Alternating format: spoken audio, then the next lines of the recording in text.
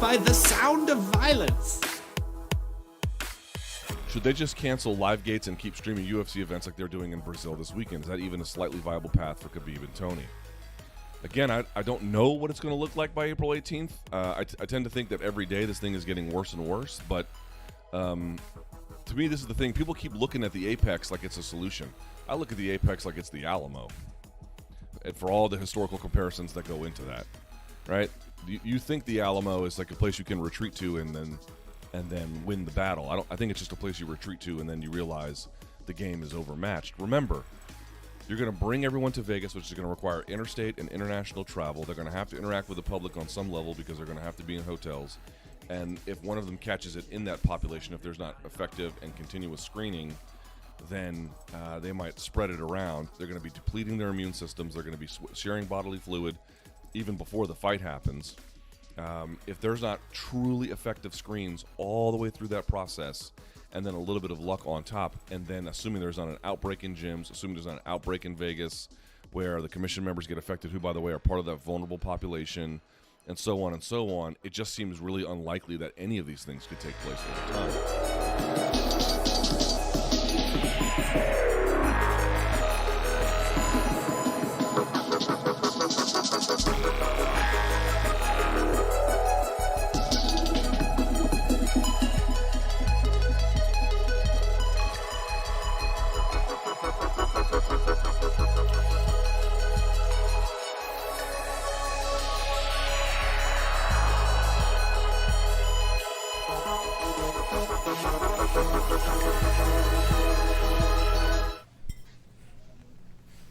Holy shit, that's not Twist Off.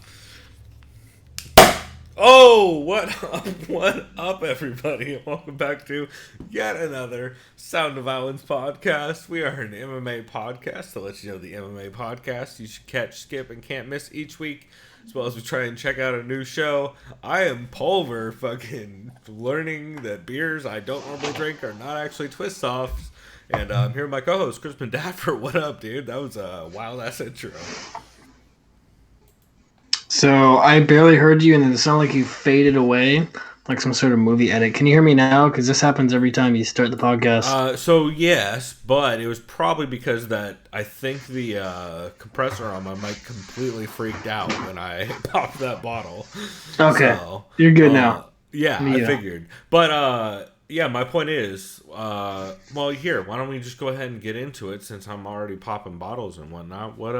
What's your Doug Stanhope presents, Pop-Up Vodka presents, whatever fucking order I can never get right. What are you drinking? I think it's called Nobel. It's tequila, actually, because I ran out of beer, and my brother doesn't really drink hard liquor, so it's his tequila that he got from work. He won really fucking smooth, and I'm not even really a tequila guy. I'm having it with the Rock. Really good. I think it's called Novel or Nobel. I can't remember, but really good, really good tequila. Sipping tequila. That's what's up. That sounds solid. Yeah. Well, we have a theme this week. I also have a Mexican beverage. I'm killing something with this tequila. Bro, are you killing the same thing I'm about to be killing when I swig this beer? Yeah, because as you can see behind me, I've got the Corona sign. Yeah, because I'm a dumb cunt, I actually just went and got a 6-pack of Corona. I don't like Corona, but I was like, I haven't had Corona in probably, I don't know, years probably. My Corona. Yeah. No, 100%. I'm about to start singing some fucking Swayze and shit by the end of this podcast. There's so many dumb memes. It's like, so some guy like at a brewery, he's like, hey, I like a Corona, hold the virus. Like, okay. Oh, no, yeah, I have heard multiple people say there's probably so many dad jokes happening in Florida. So, you know which one I saw, and I showed a clip to my brother. I saw something, it was online, it's like, oh, Fast and Furious 9 delayed 1 year, and then, of course, people with the brand, oh, this is great, how about delayed forever? And I was like, hey, Kyle, let's look at a clip from the very first one back in 2001, which is a fantastic choice of dialogue. Oh, yeah. There's a part where the guy, Brian, Paul Walker's character, brings home Dominic Toretto. He's like, this Buster is the one who got me out of cuffs. And he's like, Brian, You can have any brew in the house as long as it's a Corona. And I'm laughing so hard because it's like, asshole, you didn't really mean that much of a choice. Well, not only that, but I don't know if you ever watched that movie outside of that. That's the only beer they drink in that entire series. Well, that's true There's because so in many backyard barbecue scenes in with Fast them drinking Six. Coronas. It's In Fast fucking Six, ridiculous. Kurt Russell's a CIA guy, and he literally goes like this. He goes, "Hey there, Dom, or whatever the fuck." I got my own craft beer that I made, homebrew, right? You're like, "Oh fuck yeah, I want some homebrew, right?" And literally, swear to God, they're paid so much money. He literally goes like this. He get out of nowhere in his hand, he has a fucking beer bucket. He goes, "Nah, all I drink in my family is Corona." I'm like, dude, what the fuck? It's a bad beer. It's a bad Mexican lager. It's really light and really like it's not even. It's like sour tasting almost. Dude, give me Bohemia. Give me even Modelo. Even Modelo's like way too corny and grainy for me. Negra but I still will fuck with Modelo. Give me Modelo, even bro. fucking Negro, of course. Yeah. Yeah, give me even Victoria almost. Well, So- also, I mean, let's just not pretend like Mexican lagers aren't just German lagers that are done. Well, especially Bohemia, because at least those are Germans who made it better. But Yeah, that's- exactly, yeah. But- But we're a bunch of fucking spoiled beer nerds in San Diego who, by the way, how many emails have you gotten So- from breweries being like, here's our Corona plan, bro? Oh, what do you We're what still do you open, think, though." dude? How do you think annoying do you think worked for me today? Every time someone handed me like a dirty glass, I just, all right, what would you like next, sir? This beer? And I go like this. I'd hand out and like wash. Hold on a second, fuck face. I gotta wash my hands. Okay, sorry. What did you want again? Okay, here you go. You know. Yep. Which is fine. I get it. I'm like wiping shit down. But by the way, speaking of how spoiled we're in San Diego, we have plenty of choices. Just as speaking of Modelo, Brian Ortega, who once had a choice, and he had many choices last week. One that he made, which made headlines. Should we get into that? Just to get that bullshit out of the way. About how Brian Ortega is slapping fucking Korean pop stars. Yeah, can you also talk about how Brian Ortega is a fake nice guy? So You got real feels about this one. It's because he's too pretty, right? I don't care about that. He's a good-looking guy. Like I'll say that. If I was someone who's like, "Oh, he's not that good-looking," that means then it's like you're lying. But yeah, everybody wants to fuck Brian Ortega. Let's get Yeah. it straight. No, I like. This is the thing. I always will like. I like to judge people based on how you know him. And sure, if I met him and I had a good interaction with him, maybe I'd Yeah, like you'd him fuck then. him. Yeah, I'd fuck him. Why not? yeah. I'd fuck him right in the mouth. Jesus. I'm kidding. That's you're gonna get K-popped, bro. Yeah, right. But yeah, my point is like the only reason why I was seeing like the fake nice guy thing trend is because like he was saying this and that, and like I don't know, it's just like that vibe. It's like, dude, don't like say this, and it's like you go slap someone. Like really, like, come on, you. My problem is not that he slapped the guy. It's that he waited for Zombie to go to the bathroom. Like, dude, that's just a It's not bitch good move. look. Yeah. It's Even not a if it good was- look. Even if it was unintentional, it's a bad look. That's why for me it's like fake nice guy. Well, but Because, also, like, who it's- starts shit with Korean Zombie? Everybody loves the Korean Like the guy doesn't Zombie. even speak English. Those are the worst kind of people to fucking start shit And with. It's like, he's come on. smart and pretty goddamn clever, based on his response that he put up on Instagram. But yeah, I lost respect for Brian Ortega after that, and it's just kind of I remember people on Reddit were like, "Oh, I just went back and watched the Max fight again." Oh, it's like sure. That is some Reddit ass shit to be like. I mean, yeah, Reddit No, loves bro. to turn heel on everyone. God, It's like, they're okay, probably who's the just fighter like- of the month? Yeah, they're just beating off to Abel Trujillo videos at this point. Yeah, or it's like I should clarify: Abel Trujillo fights, not Abel Trujillo videos. Those are very different things. Oh god damn it! There's your sad. But yeah, reference shouts the out day to that I'm Brian gonna- Ortega. He might be really nice, but he'll also slap your translator. So yeah, Oh, and also just like I don't know, LA white kids, you know. who was the last person you knew that's from LA that was cool? I'm just kidding. I know a lot of cool people in LA. I know that's the joke. Generally not white dudes though. Pro tip. Shouts out to Adam Macadocious and Manny Blunts. Anyway, So that means way only off half topic. of We half of Brian is cool. Just We kidding. have officially not talked at all about podcasts this week, which, as you guys can tell, it's been a weird fucking week for podcasts. Chris, how many did you even listen to this week? Because we were half convinced we weren't going to have a show, right? Yeah, so I only listened to 2, and that was actually intentional. I know that sounds kind of I mean, it's a selfish decision for sure. Like, I generally kind of have a schedule when I listen to podcasts. But I was literally thinking, like, dude, they're not gonna weigh in. It's just not gonna happen. Like, there's no point. Well, to be And fair, one of them didn't weigh in anyway. well, yeah. At least not in the time frame, evidently. Yeah, we'll keep this short. I don't have much really to say about this. This is being aired on ESPN Plus, even without a crowd. Are they still airing it? Actually, I actually have no idea. So right as of recording, right now at 8:50. Well, I'm gonna say as of when we started recording about 10-15 minutes ago, but allegedly this fight is still happening. We're gonna check on the break before we break any of it down because I'm not convinced it's not gonna get canceled. Bellator card, I think it's 241. That got canceled. That was supposed to happen today in Uncasville, Connecticut. I was kind of curious how there wasn't a lot of talk about that in the beginning of the week. But yeah, that got canceled. Bellator. I'm just kidding. I mean, and it's Uncasville is the other thing. So I couldn't even point that on the map. Big shouts to Bellator though for paying all their fighters. They paid them show and win for all the fights. They got canceled and they're postponing the card till a later date.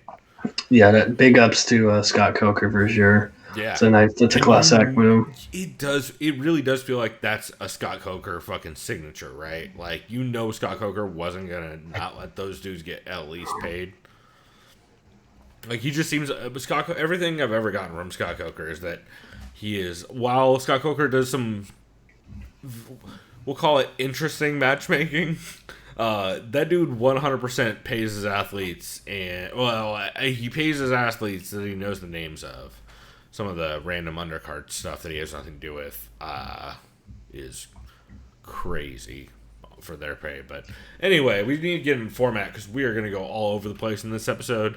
And I definitely have been dipping into my ration of super classy Old Crow whiskey, which if y'all want some plastic jug whiskey, I recommend Old Crow. It's the finest. But Chris, why don't you start us off with the MMA podcast that you recommend people check out this week? If you have one. I just recalled it's called Dobell whiskey. Really, really solid.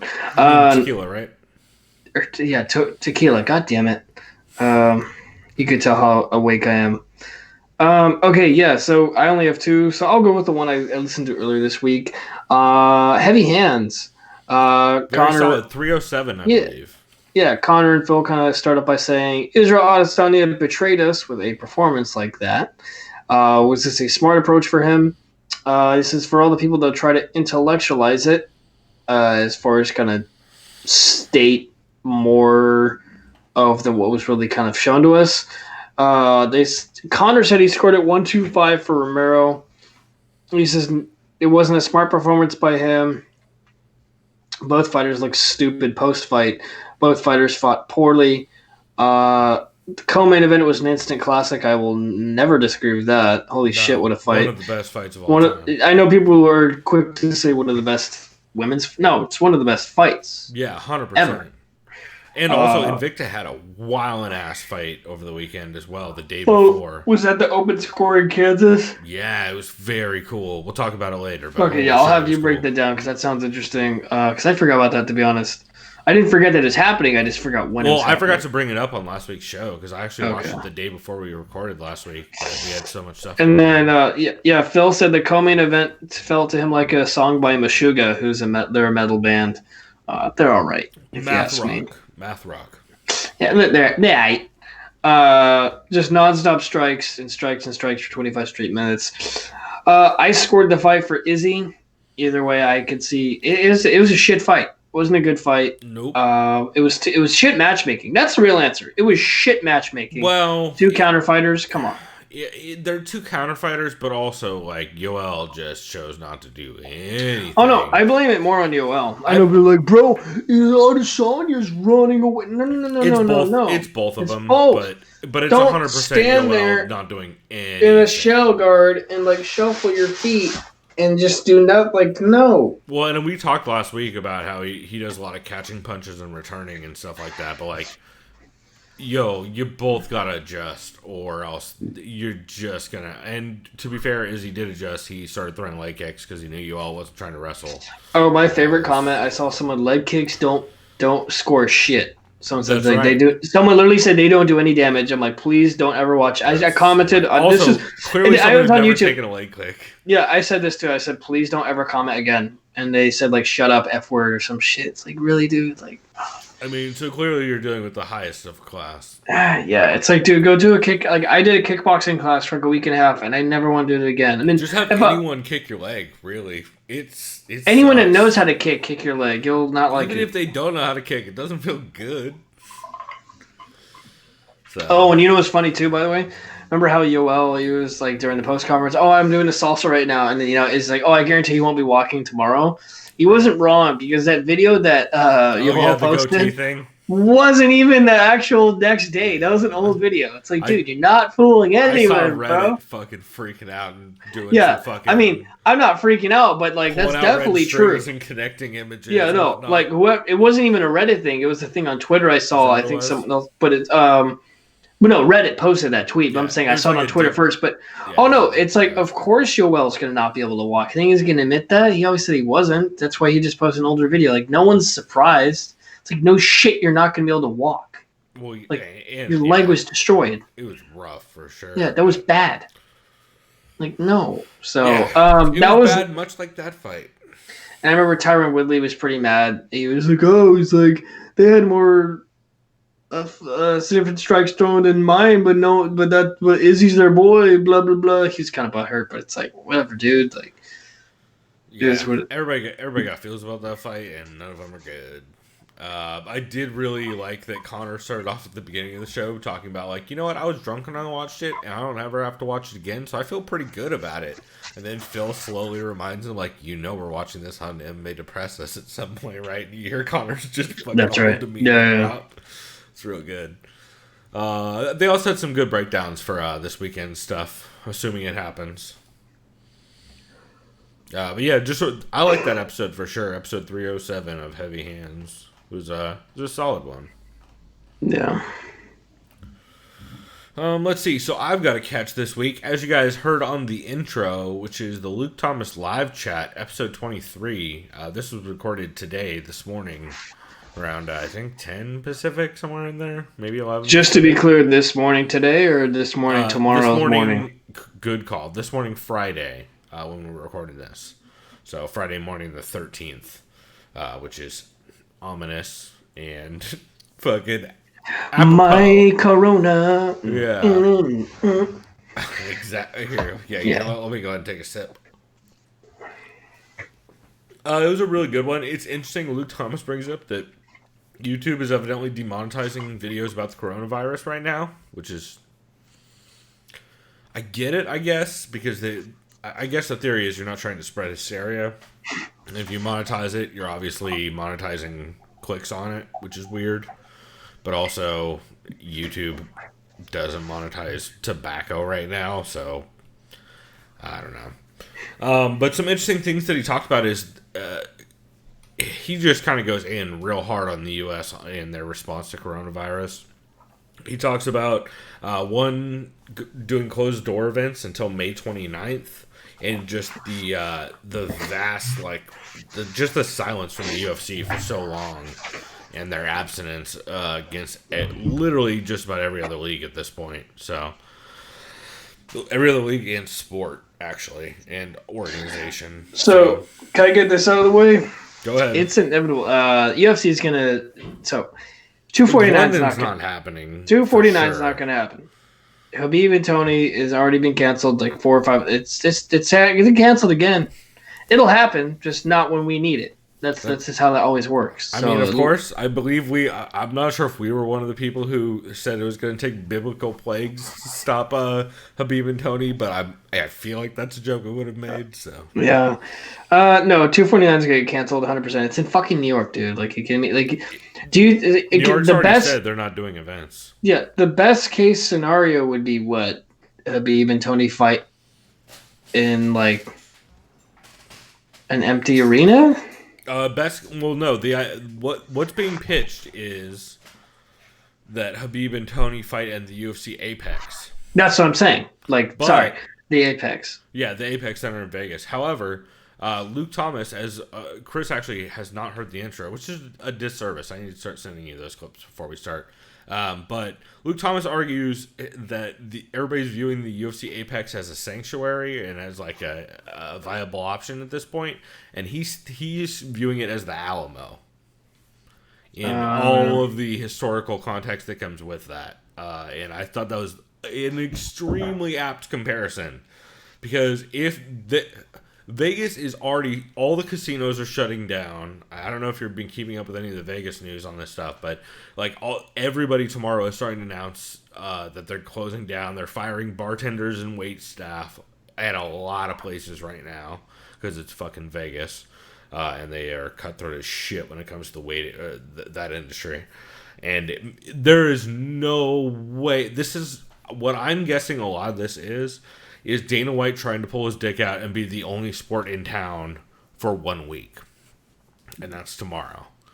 I think after tomorrow, I think they say a whole bunch of shit about how, hey, whatever. But I think tomorrow they're just pulling their dick out and trying to make a statement like, oh, everybody else is not in town. Everybody else will run, but UFC don't run, bro. That's my Dana impression, by the way. Yeah, and he'll just be like fucking Wolf of Wall Street.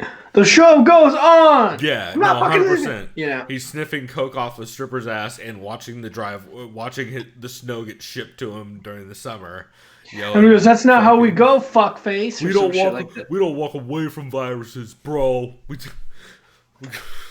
Remember when Conor McGregor was like, "I am boxing." What's Dana be like? "I am the virus." I mean, to be fair, he said he doesn't give a shit about the coronavirus. Yeah, didn't he actually say that verbatim? That's he's verbatim like, "I don't give a shit. I don't give a shit about the." Also, his other argument was that he has been in talks with Donald Trump and Mike Pence, and he's not worried about it. Oh, speaking of Trump, he said today, he's like, "I actually have special ability and a knack for science," or some shit. I'm like, oh no. I've also heard zero. I didn't listen to any of it because I don't give a fuck. I mean, yeah, I don't either, but you know how I know this? I was listening to Chris D'Elia's podcast today. That sounds good. Yeah. But my point is, though, all my references are just what people saying on Twitter, but evidently there was a lot of talk about, like, we're going to make the fastest website. It's going to be very quick. Google's involved. Like, what is that? Again, zero context, but oh boy, there are some. We really like to elect old people in this country in general, and it blows my fucking mind. But then again, I quit on politics way before I was born, when Hunter S. Thompson wasn't allowed to tear up the streets and put politicians in guillotines. So what do I know? I'm no good with any of this shit. But anyway, back to Luke Thomas. He had some. Wow, that was a roundabout. Can you tell I've had a little bit to drink? It's coronavirus season. Yeah, it was just very interesting hearing Luke Thomas talk about this, though. He talks a little bit about the intersection of politics and sports, which is now more than ever a super relevant conversation because it's literally happening nonstop. And it's interesting hearing Luke Thomas's take on that. It goes off the rails towards the end. I mean, he talks a bit about JJ versus Zhang and the potentially career-altering damage. He also talks about some terrible jobs he worked at, like Chick-fil-A and Baskin-Robbins, where, man, I can't imagine having to deal with Luke when he's behind a counter. That must have been bad for everybody involved. Just does not seem like a dude with that. That's a great fit. Oh, no. And he also actually gives some really good tips for working from home, which I thought was really interesting. I mean, shit, he said a lot of the stuff I've been trying to do, which is like just the basic, like, hey, don't work in the room you sleep, and also try and get up and change your clothes and like walk around a little bit, maybe walk outside for a little bit, because I've been working from home for 6 months now, something like that. By the way, it's great. I hope everybody's joining me nowadays. It's very nice. Except for the, all of everybody freaking out and buying all the ramen. But you mean toilet paper? They don't want food. They want toilet paper, bro. Oh, well, that too. But how are you gonna poop without eating? Well, there's a fucking white people, Or bro. shit properly, excuse me, because you can still poop. It's just you're just gonna not really poop. I'm very glad you broke that down for us. Yeah. Jesus. Someone had to do it. On that note, I think it's time to move on. But yeah, Luke Thomas Live Chat episode 23, very good. And Luke, I think, is having Luke and Trent Ryan Smith, I think, are having some of. I hope I'm saying dude's name right. Are having some of the most just, I would argue, like quality coverage about real shit. Like Trent's out there right now asking people like, why journalists, this is the time to be a journalist. This is exactly when you should be asking hard questions and possibly losing credentials if you're doing your job at all.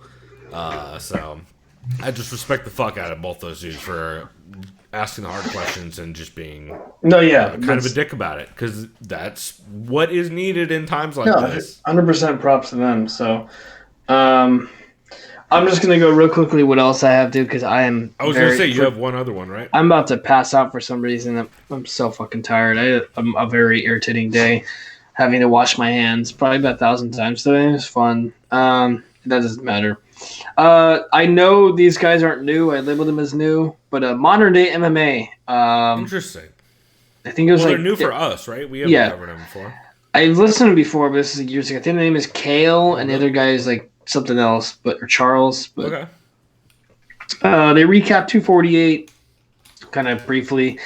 They said they didn't even realize Sean O'Malley's only 25 years old. I forgot about that too, which is crazy. Yeah, huge win by Sean O'Malley, by the way. That guy looked great, especially being off after 2 years. Holy shit, right? And they break down how huge he is physically for 135. They're like, this dude's naturally like a lightweight if he put on more mass, or like a featherweight. For sure. He's like Megan Anderson sized. Yeah. They said if we were matchmaker, we would have him just say, fuck it, you're fighting Song Yadong next. A hard-hitting puncher. That's an interesting fight. With decent scrambles. I like that fight. People trying to put him up against like Corey Sandhagen and like. No, oh my god! No. That's my point. Wow. Wow, he's like number 4. Dude. Yes. No. Yeah. Holy fuck. No. Song Yadong makes perfect sense. Song Yadong is like exactly the right level. Yeah. They said Benil Dariush fight recap. I watched that fight. That was a good fight. That was fun. Oh my god, was that okay? So I should mention. You didn't watch the card the day of, and you bought it the day after. And I bought it the day of because you can't buy it the day after. Yeah, you can. Can you? Yeah. Actually, I have no idea. You totally can. Okay. So I assumed that you bought it the day after, and after watching the Izzy versus Romero fight, I was like, man, do I tell him that maybe the main event is complete fucking. Oh no! I'm glad you didn't say anything because I had bought it the day of and I watched it. Anyway, yeah, every other fight was great. Yeah. It was great. Because I was gonna text you right before that main event, like. So yeah. All I'm gonna say is this card is fire. This is all I want to talk about because I literally can't concentrate right now. I'll just break down how I kind of scored it. One of them scored it, and I watched it with Trevor. Trevor, he wanted to watch the co-main, and he gave me his scores. It's because my initial reaction to watching the co-main event is I scored it 145 Zong when I first watched it. Right. But when I was first watching it, after 3 rounds, I was like, what? Like, who's winning? So that's my initial scoring was 145 Zong. These guys scored it 234 Joanna. And when I watched the second time, I kind of scored it that too. That's how Trevor scored it. That's how I had it. He gave it to Joanna 234. And that's, kind of thinking she should have won. Realistically, when it's that close, you can call it a draw. But like we said, how many draws have there been in UFC title fight history? If you were to put money on it, I would say 2. I would say Frankie Edgar. I would say Frankie Edgar and Gray Maynard 2, and I would say Wonder Boy Woodley 1. Yeah, those are the only 2 I know of, at least out of recency bias. But other than that, I don't. Benson Henderson had a lot of split decisions. But do you think this would have been appropriate for a draw? Because I truly believe it would, because it's so goddamn close. I could see that. I could also see the main event being a draw. That should have been a draw more than anything. No. The problem is for that to be a draw, somebody has to get a 10-8, and nobody did fuck all Yeah. at 10-8.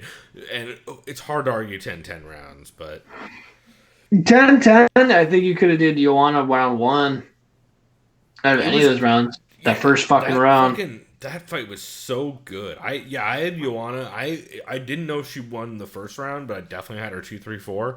Zhang clearly took the first and the fifth. I thought That's why I think it's yeah. And the fifth was close, but I feel like she just the amount of, She poured it on late. Well, no matter what, out of my scoring, I give 1 and 5 for Zong. It's just for me the one round that really is just it really comes down to is 4. It's round 4. That's the deciding round. Who wins that round 4? Because I think it's 2 and 3 for Joanna and 1 and 5 for like it's really comes down to who won round 4. Yeah, and I'm gonna watch it again. These guys, one of them scored it 2-3 for Joanna, 1-5 for Zong. I said initially I scored it 1-4-5 for Zong, but then I watched it a second time and scored it 2-3 for Joanna. So yeah, it comes down to that 4th round. Great fight, and those are the kind of fights we need. It's for casuals, it's for hardcores, it's for anyone. It's just a great fight. Anybody could sit down and watch that and enjoy it. And then they talked about Henry Cejudo and his title defense scenarios. They talked about how they kind of just called him just a shitty champion, and that they acknowledge he's been hurt, but they're like, do you realize he won the title like a year ago now? I think. By the way, that was after not doing shit at flyweight for a very long time, and a fight that I don't think he won. Yeah, they basically said this. They said this, yo, shut the fuck up. Not the TJ fight, but the fight before that. They literally said, shut the fuck up about 145. Your 135 division is the most stacked it's been in a long time. Just please never mention Volkanovski's name again. They're like very pissed. They're like, just don't do it. And I agree. Just shut the fuck up. I think Volkanovski starches Cejudo. I honestly think it's not. I don't even think it's that. Like I don't. Yes, I think he starches him, but I think he beats the fuck out of him before he does. That's the thing. Like it's not close. Leads face first into a lot of stuff, a lot like Joseph Benavidez does. And that is a great You know how much more mass? You know how much more mass Volk? You know how big of a 145er Volkanov, even though he's 5'6"? Dude, he's at least weighing at 170. 170. He probably cuts 30 pounds, probably more than that. Dude's a big motherfucker. On Rogan, he said he's walking at 170 currently. That's what I'm saying. Yeah. I believe dude, and Cejudo at best, dude, is probably 160 tops. Not even that. He's probably 150, 155. He's small. He's like 5'4". No, I think he's 150, 155. He probably cuts about 20 pounds. Yeah, no, tops, that's like chilaquiles for breakfast, Cejudo, too. Yeah, like, no, he gets fucking don't get me wrong. We all love some chilaquiles. Yeah. And if you're extra white, you say chilaquiles. I have heard that, and it cracks me up every goddamn time. And then can I get the chilaquiles? Yeah. Can I get the chilaquiles? Yeah, and then they said Yoel Romero. They mostly blamed him for that. I fucked that fight, dude. That fight sucked. Yeah, I don't know. Rough. Sure. I'm done. That's all I have. But yeah, Modern Day MMA was solid. They had to get a little breakdown. Sounds good. That's all I got. So I have another catch for this week that I bet you would have really liked, which is Fights Gone By, episode 200. Jack Slack is just on fire this week. He comes out saying he's out the gates saying he's coming to you from the set of 28 Days Later, which is always a good joke.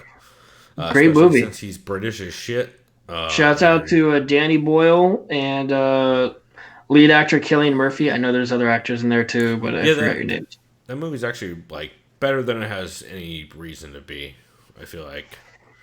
But it's really interesting hearing him talk about how coronavirus is dominating the news, and also his friend figured out that COVID-19 rhymes with co-monoline, and now he can never unhear it.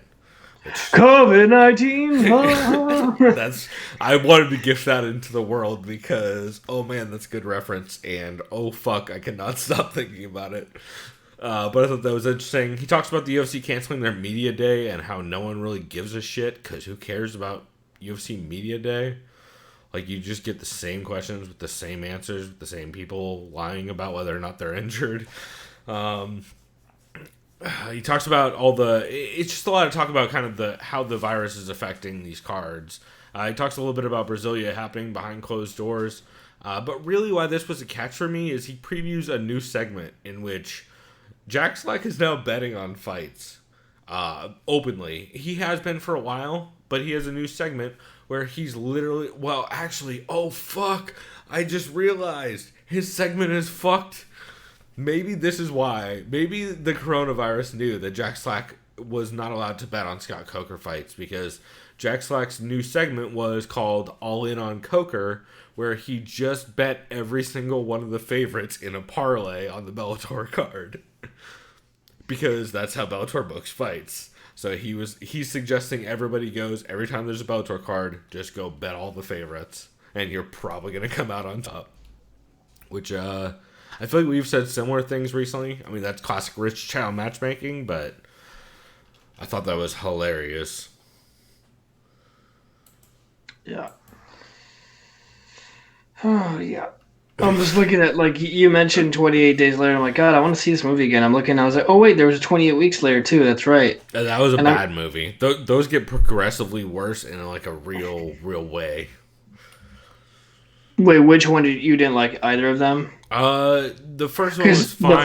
The first one's actually is actually good. The second one's not that good. I mean, it's like, but they brought a bunch of Americans in the second one that kind of ruined the vibe. Yeah. And they had good actors, but it just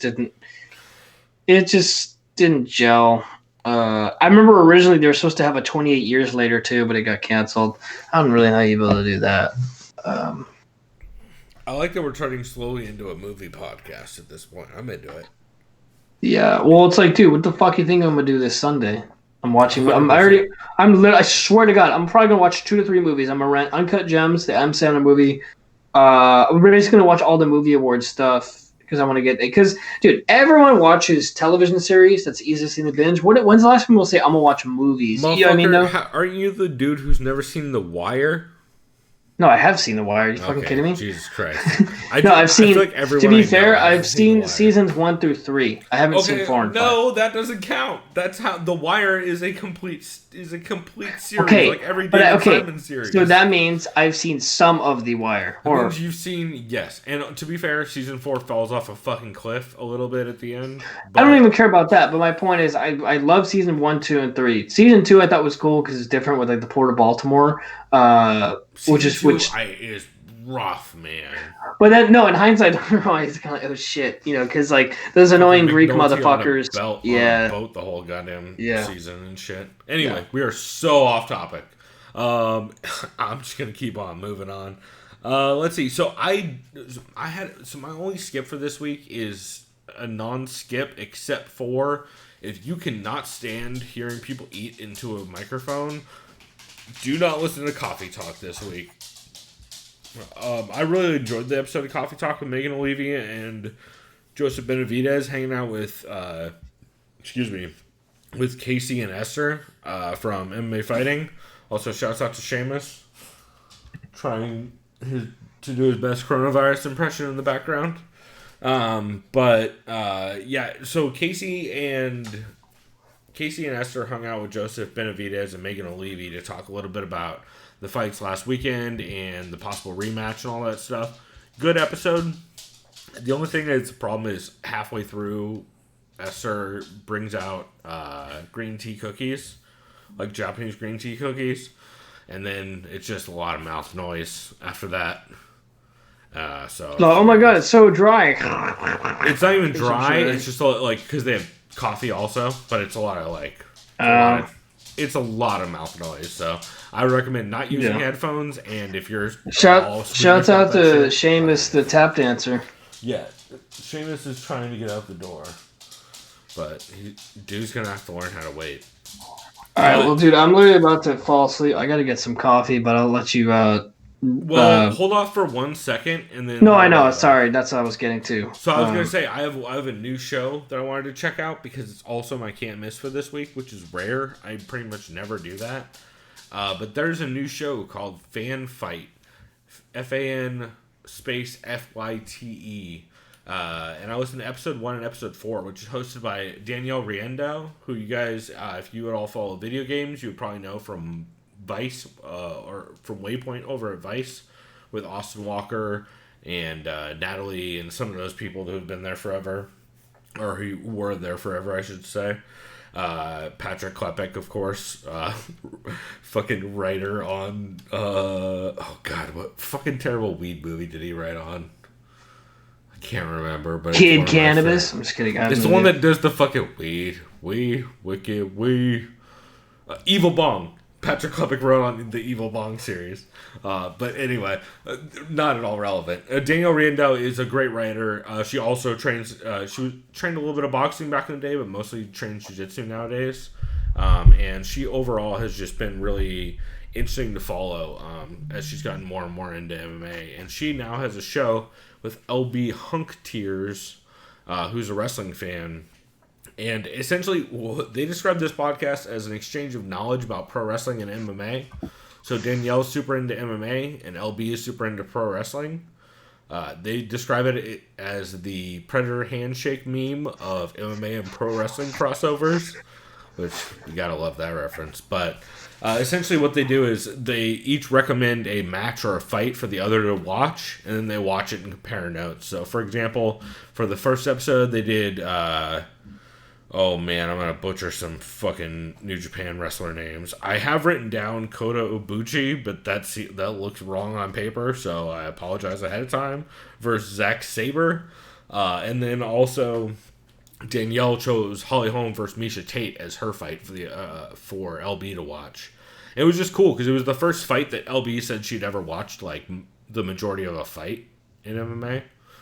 So I thought that was pretty interesting, and it's cool hearing her take on, like, of course, coming from a pro wrestling background, she's into grappling and all that. So that is my main one on that. But I'm really excited about that podcast. I think it's gonna be really good. And Danielle Riendeau is a gem to have talking about MMA. I'm telling you guys, she is a relatively newer fan, but I'm telling you guys, she's the one who did, Chris, remember back in the day on Vice, they did the big old cosplay article on Angela Hill? Yeah. She's the one who did that article. Oh, nice. Yeah, so she's like, she does great work and is really cool. And I'm just very excited to see her talking about sports and MMA in particular. I also listened to episode 4 where they talked about Samoa Joe versus the Necro Butcher, which I don't watch a lot of pro wrestling. I watch almost no pro wrestling, but I did look up a little bit of this match while I was listening to it, and I almost threw up from the blood. Fucking Samoa Joe just keeps planting this dude's head accidentally onto the cement over and over again in a bunch of bad ways, as well as landing actual headbutts. So, like, the dude's just leaking plasma in, like, the most horrific way. It's stomach turning. It was rough. And then they went on to talk about the Invicta fight that happened over the weekend, where Versosa took on Stolyarenko, and it was one of the bloodiest fights of all time. You didn't see this, right? No. Holy fucking shit, dude. So, Joanna and Zhang put on one of the greatest female fights of all time. Right before that, one of the bloodiest fights of all time took place the night before in Invicta. It was everywhere. They were both covered in blood. For Souza, Jimmy Smith kept describing the wound as a hatchet wound in her head. Because it was just so... She at one point, she was cut both below her eye and, like, across her... like, the middle of her head. Or the middle of her forehead. It was fucking brutal, man. The entire canvas was covered. Her fucking shirt started out white and turned, like, red by the end of it. It was wild. So imagine she lost via TKO. Split decision. Because the other chick was also bleeding super fucking bad. And it was a wild-ass fight, dude. It was one of the best. So, yeah, if you guys have not gone back and watched that Invicta event, it's on Fight Pass, and it's so fucking good. But it was really cool to hear them talk about that a whole bunch. And I'm so excited for that podcast going forward. Like, I'm a huge Danielle Riendeau fan. I tweeted TJ back in the day trying to get him to get her on, to sign her for Between Rounds. I said for the longest time, I think two of the most interesting female voices that I wish did podcasts more about MMA were Fernanda Prochas and Danielle Riendeau. And they've both done podcasts about MMA, and they were both incredible. So While I still to this day miss the fuck out of Fernando Proces's podcast, I'm very happy to see Danielle Riendeau picking one up and doing cool things with that. Because they both are, man, they're just very interesting characters to have in the sport, and I appreciate the fuck out of it. Here, you know what, Chris, to do you a favor so we can go on break, I'm literally just gonna read a whole motherfuck ton of things I listen to. I should also mention they do also have a podcast called Sports Middle on their what's the name of that network? Fan Bite, I believe, BYTE.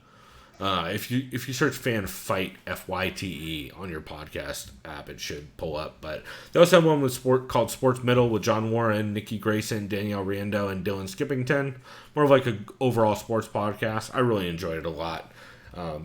It was cool hearing Danielle bring up to a bunch of non-fight fans these crazy bloody fights and like kind of get their reactions. It's pretty interesting. And then next week I'll probably check out. Do you know Megan Anderson's doing a show now on her own? So I think Laura Sanko either had to like start taking more time to hang out at, like, I heard she was taking more family time and stuff. I don't know what that means, but Megan Anderson's been doing like essentially solo shows each week. Oh, wow. Yeah, so I'm going to hopefully check that out, although who knows if there's a show next week or what happens. We're going to have a show next week, just because I want to cover what the fuck happens to MMA podcast if there's no event, because I'm very interested to see what everybody does. Spoiler alert, there's probably not going to be an event next week, but either way, you'll be hearing us. I think that means the MMA podcast, you get to see real quick who's creative and who has nothing to say. No, I think that's a valid point. Yeah. But real quick, some things I want to shout out. Severe MMA episode 250 was really good. Both Andy Stevenson and Sean Sheehan were super sleep deprived, and it made for a super fun episode. Also, Andy's hungover as hell, which was hilarious. CME episode 392 was really good. They came up with the phrase Snacks Costa for Paulo Costa right now, which is my new favorite nickname of all time. Fucking Snacks Costa is very good. Level Change Podcast, episode 63. They do a really good job of covering a lot of the recent news with the coronavirus pandemic and all of the events shutting down and how everyone's handling it. So I recommend that. Eurobash, episode 73, had Darren Till and Pedro Carvalho and Peter Yan on.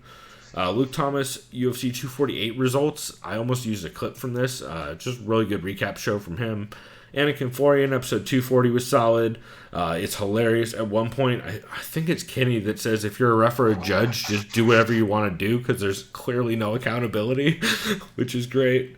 Beatdown After the Bell, UFC 248 was solid. The Wocast, Quick and the Dead, and Ariel's MMA show on Wednesday was actually good with Chael and Ryan, a little bit of Ryan Parsons, and then Tom Lawler announced he's coming back to MMA, which is cool. So big shouts to that. Also, Volkanovski was on Rogan, so I saw some of that. That was good. Yeah, I liked it. Like, it didn't stand out, but above anything else, but I definitely enjoyed it for sure. Cool, man. Well, on this break, you guys are going to hear a clip of... Oh, God, what is our break? Oh, that's right. Actually, you guys are going to get to hear a clip of Danielle Riendeau on the fight... what is it? This is the one problem with this show is I can never remember the fucking name. Fan Fight, FYTE. I'm going to have trouble with that name. I can already tell. But they had a really hilarious clip about how excited they were about this Invicta event. So listen to that. Chris is going to go grab some coffee so that he wakes the fuck up. And we'll be back to hopefully, I'm fingers crossed, talk about this card that isn't already canceled. We'll find out. What do we get, 149?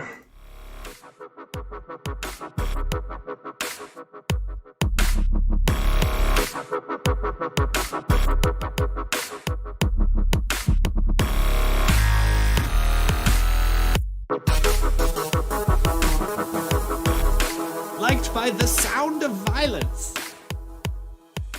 I teared up just because, like, they worked so hard. Yeah. And they're like, their attitude barely changed throughout the whole thing. Like, they both just stayed so, like, in it. concentrated, respectful, cool. I cried when after they announced the finish and Stolyarenko like goes down and bows, and I'm just like, dude. Yeah. There's I so love much mutual respect. There's so much affection and like just respect. Like, this will sound corny as fuck, but whatever.